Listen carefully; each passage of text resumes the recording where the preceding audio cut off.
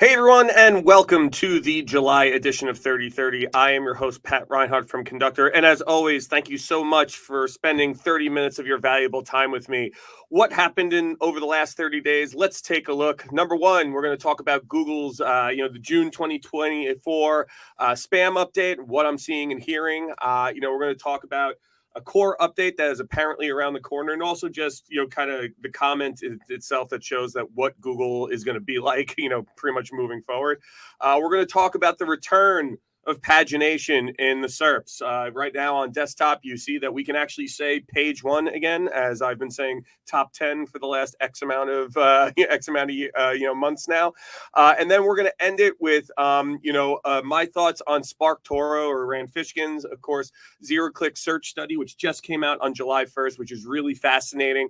A lot of great info in there, a lot of great tidbits, but let's get into it because we only have 30 minutes. Number one, the June 2024 spam update. What am I seeing and hearing? I got a few questions about this, but honestly, everybody, outside of one large tremor that happened on the 28th, which was the day after the update completed, which again lends itself to that pattern of it's the updates are somewhat volatile as they roll out, but then Google hits the big button at the end, and then a surge goes out. So that has once again proven true here.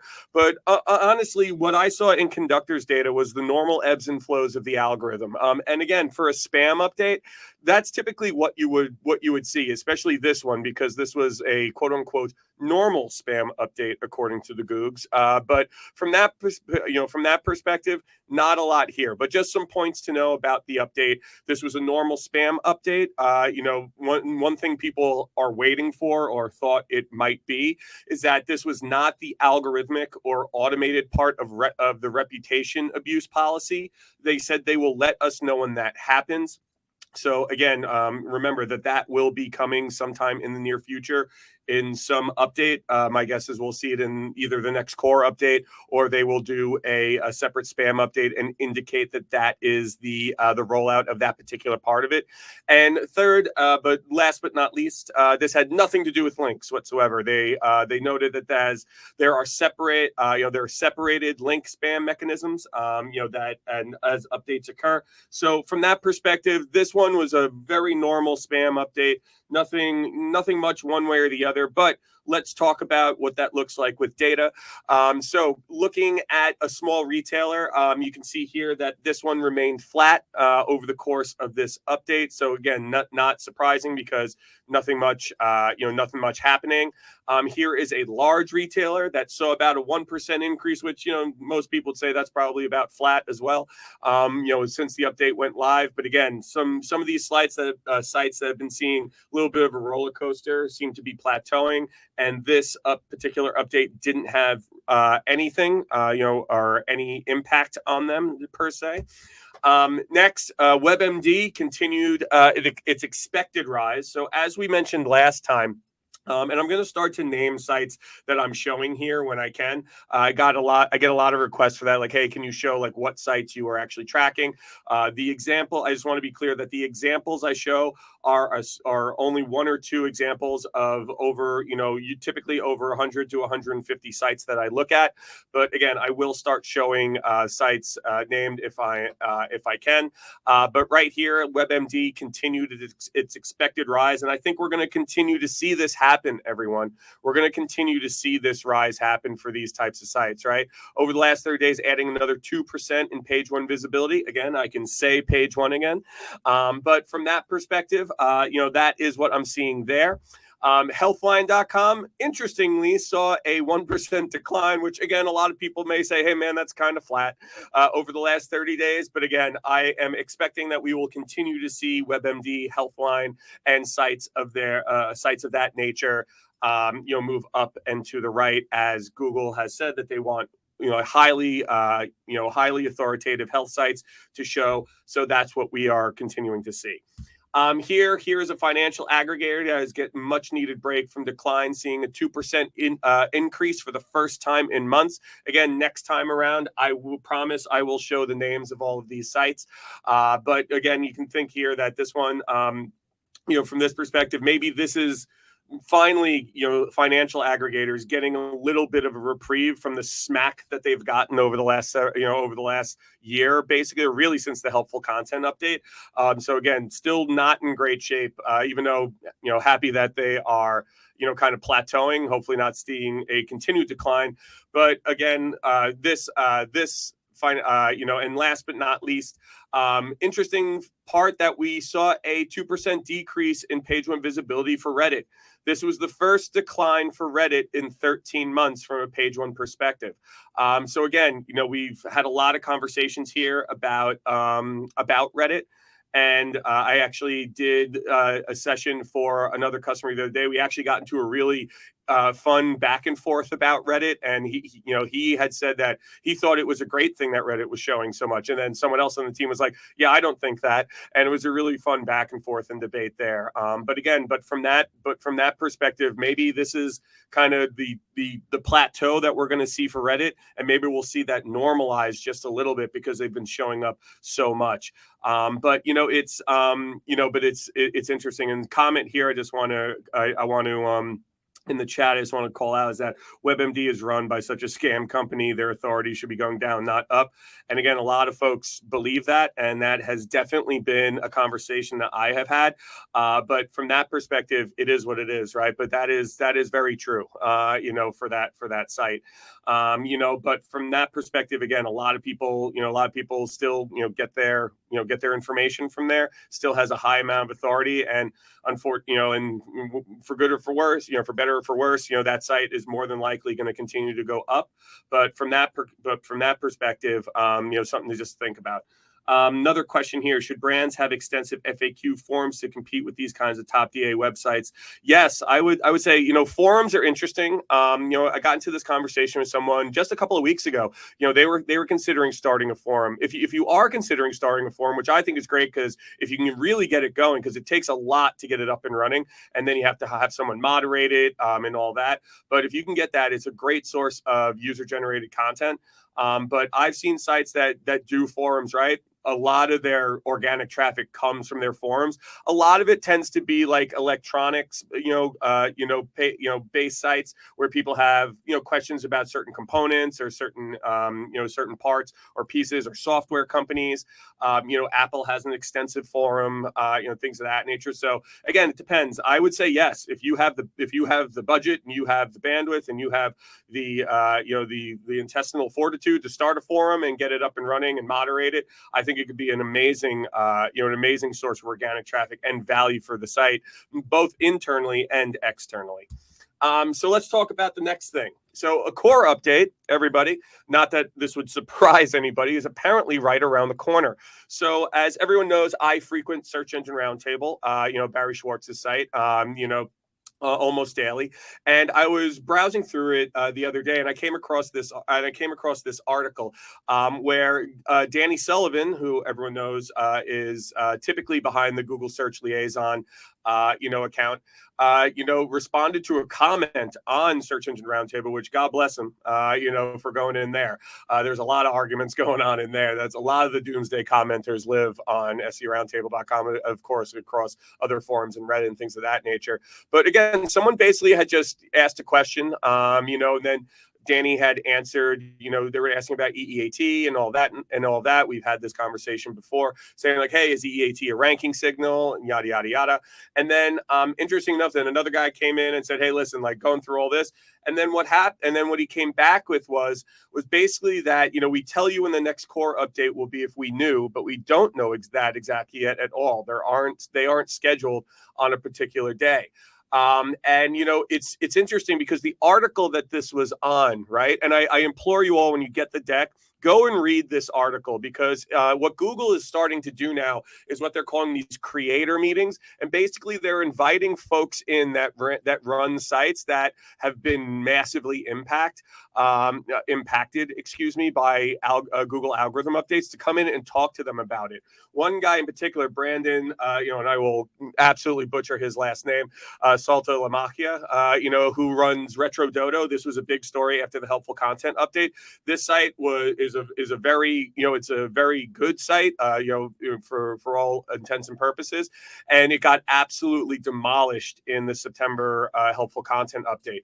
But they're now hosting meetings where people can go in and actually talk to them about it, and which is interesting. But he went in, but the basic gist of what they were saying is that they really don't know when core updates are going to happen, because the ranking team makes changes, they test them, they validate them, and then they give a launch date to the search liaison folks, and that's when they tell us, right?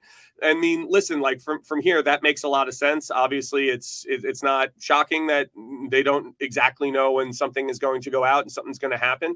But for me, I think it's cool that site owners are getting some kind of voice, because they're actually talking to the ranking team, and hopefully that will have a positive impact. But again, I mean, let's all be real, everybody. Like ultimately, Google's going to Google. They're going to do what they want. The amount of updates and volatility will continue to grow. I mean, think about it. Over the last, was it 4 years now? Like, what have we been talking about? The increasing volatility and aggressiveness of Google's search algorithm updates, and I don't see that ending or slowing down anytime soon. So just keep that in mind. That, like, yes, is there another core update coming in the coming weeks? Of course there is. You could say that at any time, right? Like, they're doing them, periodically throughout the year, basically once a quarter at this point. So we're heading into like the next 90 day, 90 to 100 day 90 to 120 day period here. So we're probably going to see another one really soon, and it's probably going to be big, and it's probably going to be annoying. And what you would hope is that the folks that have done work since being hurt by the helpful content update in September will start to bounce back, because those sites are really struggling right now. A lot of sites, and I show you this all the time, a lot of sites have been struggling since the September helpful content update. The two financial aggregators that I show you all the time, they are very much being negatively impacted by that. So it's something that you have to take into really just understand that this is going to happen.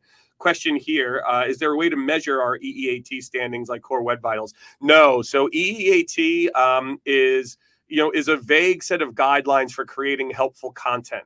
There's not like a number or anything like that Google takes into account. It's an amalgam of algorithms that kind of make that up. But there's nothing that you can do outside of just creating, like the boring old advice, create great content for users. I always say authorship is a big part of EEAT. So make sure you have author pages and things of that nature. Those are tactical things that you can do. Make sure that your content is specific. I've been talking about that for many, many, many months now. And that's really what you can take away from it, right? And that's what I would think about that. So from there, there's no like number or button you can press for EAT. Again, that's more of a guideline, it's more of a concept, but all of those things, specific content, valuable content, authorship, all those things kind of bubble up into it. So keep that in mind as you're creating content. But with that, I once again, give Danny kudos for going into the shark infested waters of the comments of really any SEO publication. Good for him. One last question here. Do you believe that using Reddit as a forum user content piece, would that be helpful SEO-wise for a business like an advertising agency or any other business? No, I do not. Reddit is a very closed environment, and you have to be really careful how you interact with people there. Posting content there, you have to make sure that the community you're posting in will accept something like that. Typically, when they find out a company is posting something to either sell them something or try to benefit themselves from an organic standpoint, they typically start sending death threats to your house. So you got to be really, really careful about going on Reddit. Again, very, very closed community, somewhat volatile. And I don't really have great advice about Reddit, because the only safe thing you can do is AMAs, in my opinion. And a lot of the times AMAs go sideways because, again, people on Reddit are very, very, very protective of those communities, and they don't want brands coming in and trying to sell them something or tell them something. You got to be really careful when you do that. All right, let's move on to how we doing on time. You're doing okay. So, return of Google's pagination. So, everyone, after about 18 months, Google has decided that they are no longer going to do infinite scroll. So the days of doom scrolling, Google's results like Instagram are over. And when does this effect when does this change, go into effect? On desktop, it already has. They actually rolled out the change on June 25th, actually the same day that we held the last live 3030. So that one just missed squeaking into last month's episode. But again, the change only lasted about 18, 19 months. And for mobile, Google said that will happen in the coming months. So you can expect by the end of July, everything will be paginated on this. I have many thoughts on this, but let's go in two ways, the good and the bad, right? The good, continuous and infinite scroll is typically a bad user experience. Most people will tell you that unless you're on a social network like a Reddit or Facebook or Instagram, et cetera, et cetera. So this will most likely be a positive change in the overall user experience. I was never a fan of the infinite scroll, but one thing I was a fan of, which goes into the bad, is that sites are going to lose those extra clicks and impressions that they were getting. I've talked about this a lot, actually, on the program. That like since infinite scroll came about, like I said, about 2 years ago, let's say, for mobile, and then desktop and then mobile. You'll see if you go into Search Console that queries that are typically on page 2 or page 3 are getting many more impressions and clicks because there's not that gate that they have to hit. They don't have to press a button to get from page 1 to page 2 to page 3, right? On mobile, it would scroll up until like page 8 or so, and then it would finally prompt you to go to the next page or next experience. But from that perspective, so that's going to be a downside of this, which is a bummer because I think it kind of helped level the playing field a little bit. It made the top 10 a little less important, even though they're still very important, obviously. But again, there's nothing bad about having like a page, a paginated experience. I like the traditional page 1, page 2, page 3. But from that perspective, I don't think it was anything. I don't think there's anything that we, need to necessarily worry about here. Again, click-through rates nothing really changed there. But again, like it's more the visibility. But like the clicks that we're getting on page 2 and page 3 that were in those positions, they were very minimal from what I saw from many sites. But again, it was still extra visibility. It was still extra, a little bit extra for some sites that weren't doing as well as the top 10. But again, I feel good being able to say page 1 of Google again. It feels natural, feels normal for me being in this industry for so long. And again, I think overall it's just a better experience because like infinite scroll, I think there's something to be said about when the first page stops and about achieving page 1. It's like, okay, I'm on page 1. That's an achievement in itself. And then when everything was just kind of scrolling, it was kind of doom scrolling and like a social platform. And Google's not a social platform, right? They're just not. So that's something to think about. But this is something that, again, this is already live on desktop. And this will be going into effect more than likely by the end of this month. So within the next 13 days, within July. And comment here will force Google to be much more intentional when it includes a page 1's results. Absolutely. And that's kind of the consensus from around the industry, everybody. Everyone it's mostly positive about this, that, the page 1 experience is a better experience for search. Again, it's better for, SEOs and folks that are controlling sites and people who are paying attention to rankings and rich snippets and things of that nature. It gives you kind of a goal. And ultimately, I'm in favor of it. And again, even though we'll lose some of those clicks and some of those impressions, I think overall this will be good for the industry. And that seems to be the general consensus as well. So moving on from there, let's get into SparkToro's zero-click search study and my thoughts on it. Number one, when we send this deck out, go read the full study. It's a quick read. Rand always does a great job, but this time around, he was able to do it for the US and the EU. So we're looking at both the United States and Europe. And a lot of interesting things here. Just to call out a couple of things. So right now, zero-click searches are at 58.5% in the US and 59.7% in the EU. But one thing I did want to call out is that this is actually down from 65% in 2021.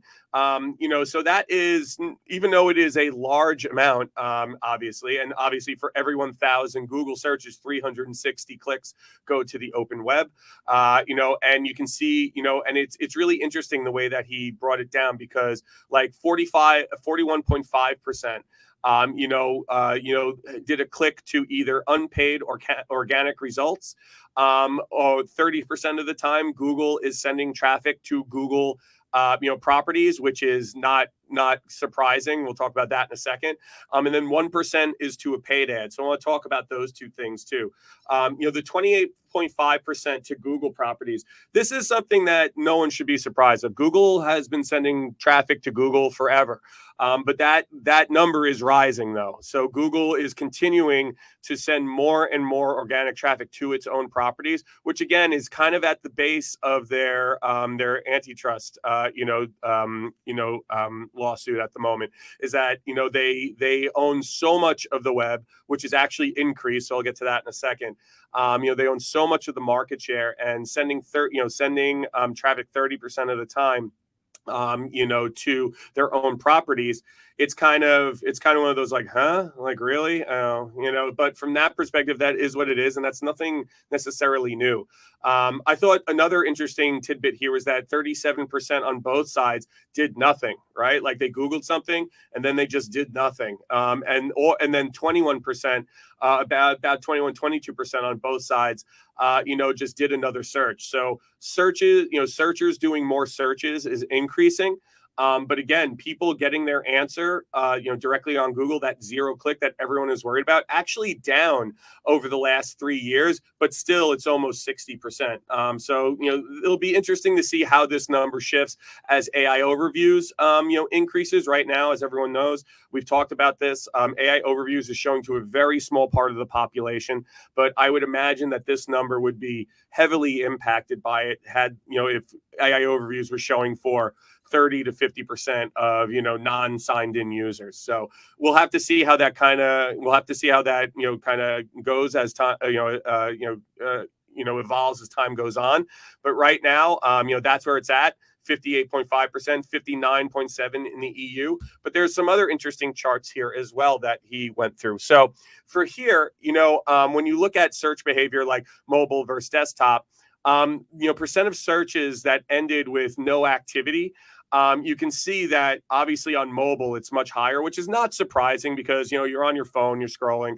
But then on desktops it's about half of that. So in EU on desktops about 21% that does nothing, and in the US it's about 22%.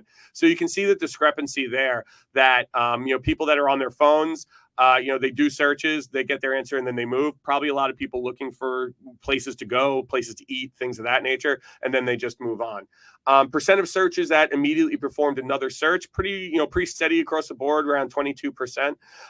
Number of clicks, the to paid ads. Rand actually made a really good point here that I think it's important. Everyone is always surprised that this number is so low, right? Like, oh, it's like only 1% of clicks go to paid ads. It's like, that's crazy.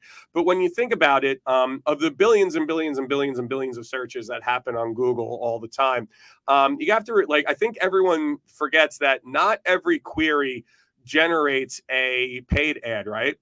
So about if you look at Google as in its entirety of all the searches that are done on Google in a given year, only about 20% of them have a paid ad that shows up, which I know sounds crazy, but when you think about it, that's still billions and billions and billions. It's still a hefty amount. But again, like everyone is not bidding on every single query that goes through Google. That would be impossible. So that's why those percentages are so low. And also Google, the amount of searches that are happening on Google are increasing year over year. So their volume is increasing. So those searches, those organic searches, unique searches are going up and up and up. And the terms that people are actually bidding on are somewhat staying around the same numbers when you think about it relative to the amount that it's expanding. So that's something to keep in mind as well. Moving on from there, percent of clicks to organic results or the open web, 71% of the time. So very healthy. But then again, number of clicks to Google owned properties, it's high on mobile, almost 30% of the time on US mobile devices. Google is sending you to Google Map, is sending you to things like hotels, flights, maps, YouTube, all of its different properties. So that's really what's at the heart of a lot of people's problem with Google, is that they are just they're just absolutely dominant, and there's nothing you can really do about it. Question here: has the number of paid ads displayed gone down greatly over the years? No, it's just that the volume of it's just the volume of unique organic queries has gone up so much. But the like paid ads, like they continue to rise every year. It's just you have to think of it relative to the their rise relative to the rise of the larger piece. The rise of the expansion of the larger piece is much greater than the expansion of the amount of keywords that people are bidding on.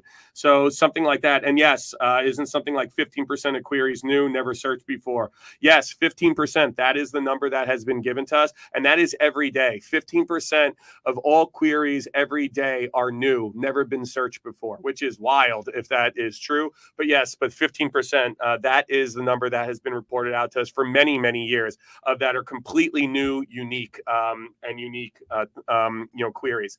Moving on, a couple minutes left.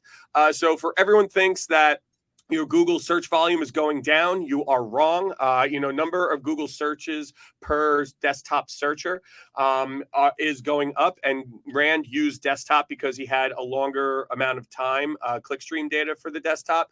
But as you can see, outside of a dip in summer of 2023, Google in both the US and the EU has only been moving up, peaking in May of this year. So Google, the use of Google is actually increasing over time. And anyone who thinks that they're losing market share, it's really not true. It's very much not true.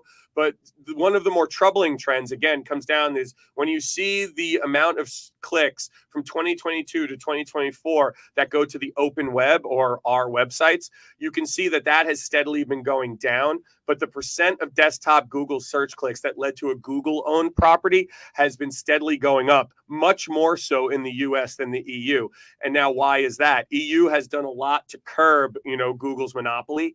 There's a lot more laws, a lot more privacy acts and things of that nature in the EU. So that probably is curbing it a little bit more. But in the US, you can see like outside of it was going down up until August of 2023 is when it hit its bottom, and then it shot up in September of 2023 when they started to roll out a lot of the helpful content update stuff.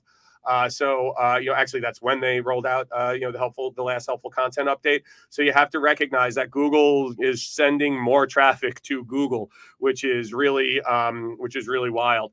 How does that compare to the use of other search engines? Google owns like 95% of the market share. Like while Bing has a large amount of people using it, it is completely dwarfed by Google. Like all other search engines are outrageously dwarfed by Google. And also, unless you're in China or you're in Russia where you're using Baidu or Yandex, or you're in Korea where you're using Naver, because Google isn't allowed. And then last couple of charts here before we part ways. Searches per searcher. So people are actually performing more searches. Again, peaking. As you can see on mobile, they've actually gone down. April they peaked, and then they went down in the EU. Same thing in the US. From April to May, we saw a dip on mobile, but we saw an increase in May on desktop. So that's interesting. But clicks to Google search, 2024, you can see here that, things have actually increased, have increased for Google here. And so again, like when you think about like, like this is the death of Google, the AI overviews, because this is the, what you're looking at here, actually, is the use of AI engines and things of that nature. You can see here that his personal takeaway, basically saying like the fear of AI overviews and the death of Google search quality are all sound and fury, signifying nothing, or at least not very much. So for the most part here, like everybody, like the fear that we all have that SEO is in trouble or like, search is going away, more people are using Google than ever right now, and their market share continues to increase. Their usage, searches per searcher, continues to increase. And for me, I think Rand said it perfect here. A lot of this is fear mongering and all of that. It's like, will that change over time? Probably a little bit. but at this moment, Google is certainly not going anywhere. And with that, everybody, we talk about algorithms a lot here, but the only algorithm that matters is the heart, mind, and soul of your customer. If you create great content that they like and love, they will come back and they will be customers for life. Everybody, we do office hours a Tuesday after the live episode, Tuesday, July 23rd, which is next Tuesday at 11 a.m. Eastern. Come on and huck questions at me. Madison, Haley, we love it. We love when 5 people show up. We love when 50 people show up. But we'd love to see you there next Tuesday if you have any questions on any of this. And with that, everybody, thank you so much for your time and attention and spending 30 minutes of your valuable time with me. I say this every time, but this is my favorite part of my job. I wouldn't be able to do it without you all. Thank you all so much. Stay cool out there, and we will see you next month.